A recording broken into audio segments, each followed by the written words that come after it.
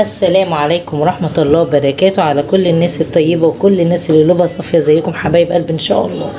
انا اتأخرت عليكم شوية في الفيديوهات، بس كان عندنا ظروف الحمد لله وراحت لحالها. فان شاء الله النهاردة هنعمل ايه؟ هنعمل اكلة بقى تخطرش على بال حد، اكلة انتحارية، لان زهقنا من الاكل والشرب كله والطبيخ والكلام ده كله. فجبنا بقى الرنجة الجميلة دي، رنجة حلوة لازم تجيبوها من حد موثوق فيه. بصوا نضيفة جدا وفيها بطاريخ وشكلها اصلا مريح نفسيا. وهنا معانا خليت الراجل بتاع الفسيخ فتح لي سمكايه وخلاها لي وجابها لي جاهزه كده، وطبعا الطحينه والليمون، وهندش البصل الجميل. ويلا بينا على البوتاجاز نبدا معانا وهنشوفوا نعملها ازاي. جينا حبايبي على البوتاجاز وجبنا معانا العين دي. انا بقى بعملها ازاي طريقتي؟ بسم الله. لازم بصوا لازم المسها النار. ممكن برضو انت لو مش حابه توسخي العين بتاعت البوتاجاز بتاعتك، تقومي عاملاها ازاي؟ تقومي رصاها في قلب صينيه وتحطيها تحت الشوايه. بس انا بحس ان يعني ايه، ما بيبقاش كده ليها طعم غير انك تعمليها كده زي ايه مامتي كده ومامتي كما بيعملوها على النار من فوق. انا بحب امشيها كده على النار عشان تطهر.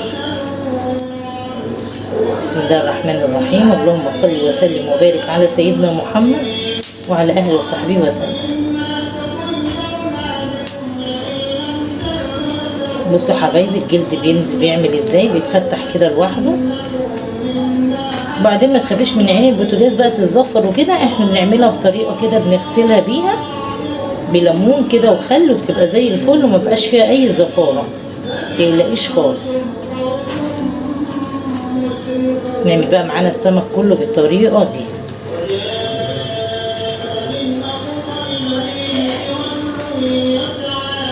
بصوا حبايبي فتحت معايا كلها اهو بالشكل ده اهو.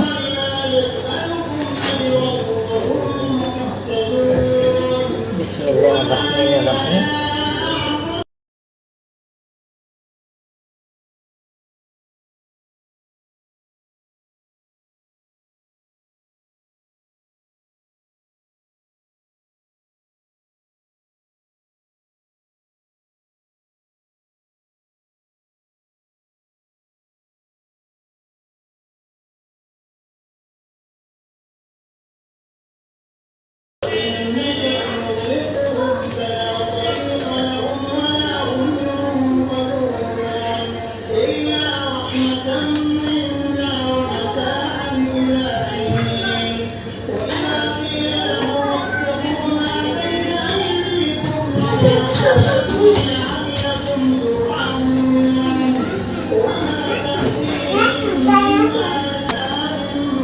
كده حبايبي خلصنا معانا الرنج اهو. يلا بينا نفصصها ان شاء الله مع بعض.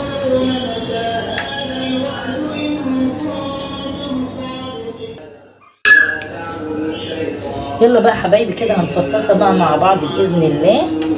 اللهم صل وسلم وبارك على سيدنا محمد وعلى اله وصحبه وسلم.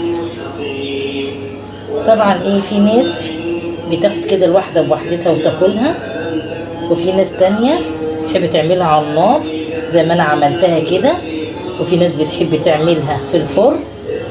ماشي حبايبي. وفي ناس تانية اللهم صل وسلم وبارك على سيدنا محمد ما بتحبش تعملها على النار خالص وبتاكلها كده. كل واحد وايه وليه طريقته في الاكل بتاعت الرنج. انا بقى بحب افصصها كده للولاد. ماشي حبايبي. وهنحط عليها دلوقتي بقى كل حاجة احنا بنحبها.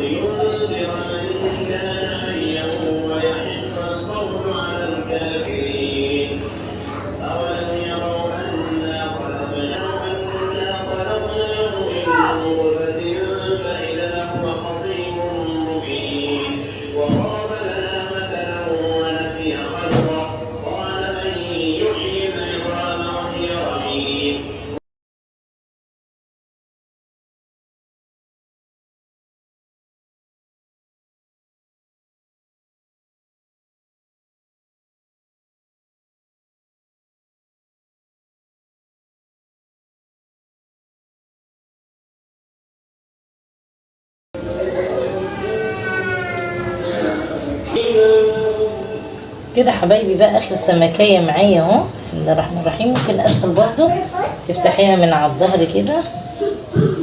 بسم الله الرحمن الرحيم. وتشيلي السلسلة كده عشان عملت بقى كنت ايه. بسم الله الرحمن الرحيم. مرحبا.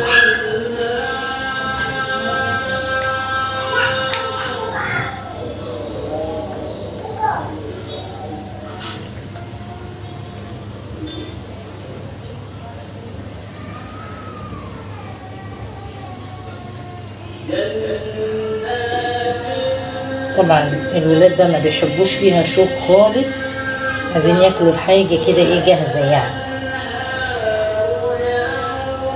احنا بقى فصصناها كده كلها على بعضها وهرصها بإذن الله في الأطباق ونظبطها مع بعض.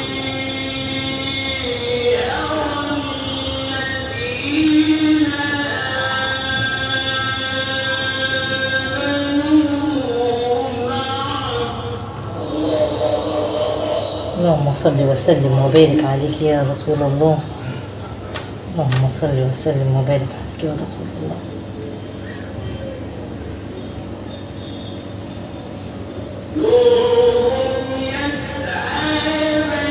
كل البطروخ اللي في قلب الرنجة اللي انا جايباه طلعنا طبق بطاريخ اهو. بصوا يا حبايبي. اللهم صل وسلم وبارك على سيدنا محمد.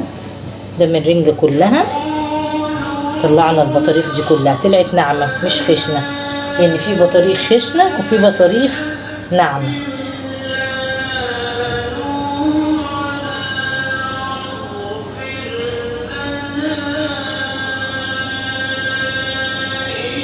كده خلصنا معانا.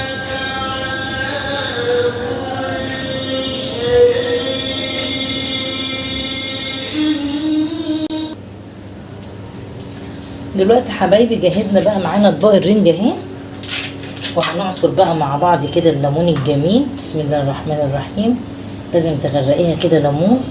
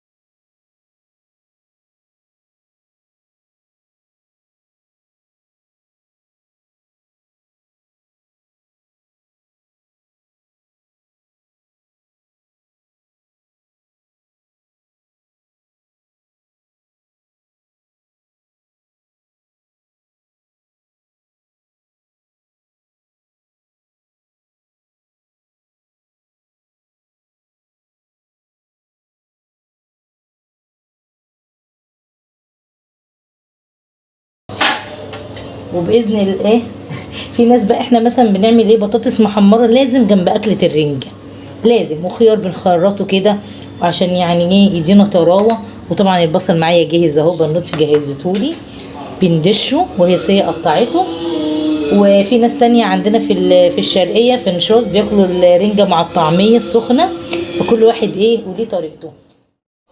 بصوا حبايبي خلاص كده احنا حطينا الزيت والليمون وكل حاجه ظبطناها مع بعض، والبصل معانا. وهنا هنحط باذن الله بقى الطحينه، لان احنا ما بنحبش ناكلها الا بالطحينه. بسم الله الرحمن الرحيم.